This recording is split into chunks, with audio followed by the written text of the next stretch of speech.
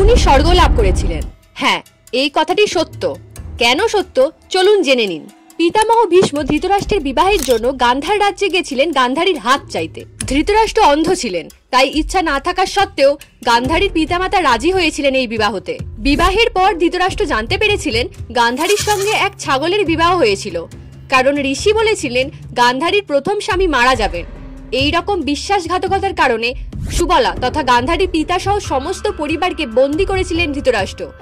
বন্দী অবস্থায় অনাহারে গান্ধারীর পরিবার একের পর এক মারা যাচ্ছিলেন। ঠিক তখন সুবলা তার সবথেকে ছোট ছেলে শকুনিকে বাঁচিয়ে রাখেন এবং বলে যান তাদের বংশহত্যার প্রতিশোধ তাকেই নিতে হবে। আর বাবার কথা অনুযায়ী প্রতিশোধ নেওয়ার কারণেই অনেক অধর্ম করেছিলেন এই শকুনি। বাবার আদেশ পূর্ণ করেছিলেন, এই কারণেই স্বর্গের দরজা তার জন্য খুলে গেছিল। আবার এটাও মনে করা হয় স্বয়ং শ্রীকৃষ্ণ বলেছিলেন রণক্ষেত্রে যার যার মৃত্যু হবে সবাই স্বর্গলাভ করবে, তাই শকুনি স্বর্গলাভ করেছিলেন।